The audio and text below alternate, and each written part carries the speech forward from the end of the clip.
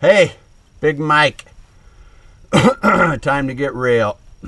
I had a really spiritual aha moment today, and I wanted to share that with you. I came up here to Calico Basin. It's about 17, 18 miles from my home. I ride my bike up here sometimes, and I like coming up here and taping. And so I hope you enjoy this.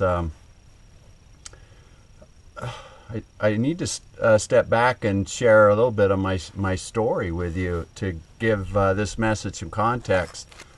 I am in recovery from an addiction that I suffered from for 20, 30 years. Actually, I was exposed to this addiction when I was 8 years old, and it didn't manifest itself until I had been married a few years and had some small children, and so as a result of that addiction, there was a lot of pain in my family, especially with my children and my wife, and I'm really grateful for the addiction because it's allowed me to start learning some things really about the nature of the addiction and how that can relate to you, and I'm hopeful it's my addiction's a blessing to you with this message I want to share today. The thing that's been most helpful in my recovery, I think, can really benefit you, and that is this concept that we are a spiritual being, and we look at that because we have this inner child in us. When we come to the earth, that inner child is, if you're a parent, you know that children are so innocent. They're curious, they're trusting, loving, faithful. They have very short memories. All these things that even the scriptures tell us we should be childlike, and that's exactly what that is. And yet, as I've learned from my mentor, who I'll share at the end of this video that I'll turn you on to, 100% of all families are dysfunctional in some way. In my particular case, I'm not at all upset at my parents, but my parents were certainly not perfect, and even in the most loving, nurturing homes, people can have some dysfunction out of that. In my particular case, my parents did not affirm who I was. They, through their own shame, tried to mold me into being something that they wanted. And that's really part of this aha moment today. And so as through life, I became a CPA. I got involved with a great company. I was with that firm for many years, and it was just not fulfilling. And then I left that firm, started my own little gig, and then the '09 economy really kind of kicked me in the face, and I really had to look to something different, and I did. I found network marketing, and still during all this period of time I had this addiction. I changed my addiction about 10 years ago, and then it became an exercise addiction with Ironman, but still all of the symptoms of the pain that my family suffered was the cause of that addiction, and yet I was exposed to some really wonderful people as a network marketer, and the thing they kept saying is you gotta believe in yourself, and I thought I did. And you see, when you're in this deep addiction, when you have the deep shame that I had, where I at all didn't feel good about myself, although I thought I did. You see, when you have these symptoms, you don't even know that they're real. They don't manifest themselves, and you just think you go through life okay, and yet you see, you came out of a family or a system or a school or a religion that's trying to mold you into being somebody other than who you may really be. And so you see, while I thought I had belief, the truth is I didn't. And so this whole thing about learning to believe in yourself, I have a different twist to that. I really believe that your purpose here in life is to find out who you really are.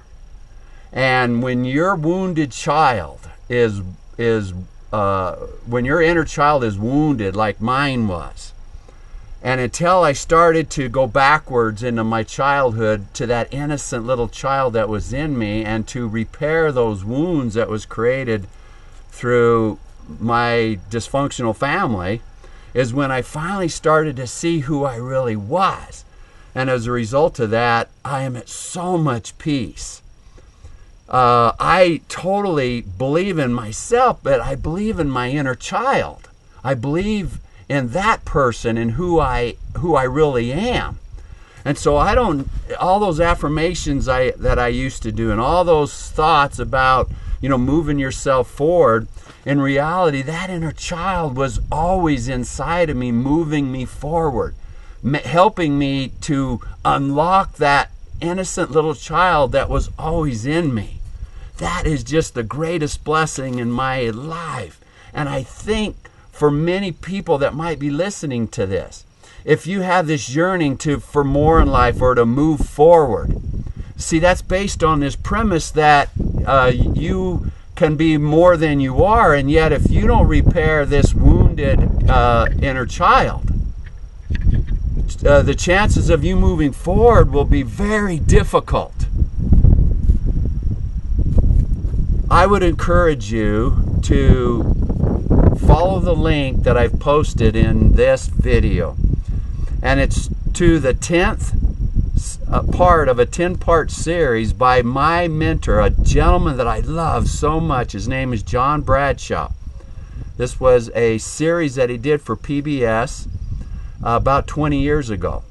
And I'm moving you toward the final part of that series because he talks about this inner child. He talks about finding out who you really are so that you can live this authentic life, so that you can be vulnerable, like I'm being with you, sharing the deep pain that I had as an addict. And I've had to go through some seriously tough emotional times.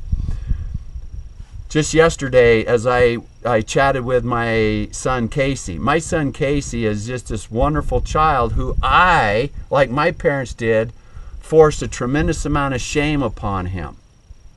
And yesterday, as we had this wonderful talk, I released a very painful experience that I had with him when he was about 8 years old.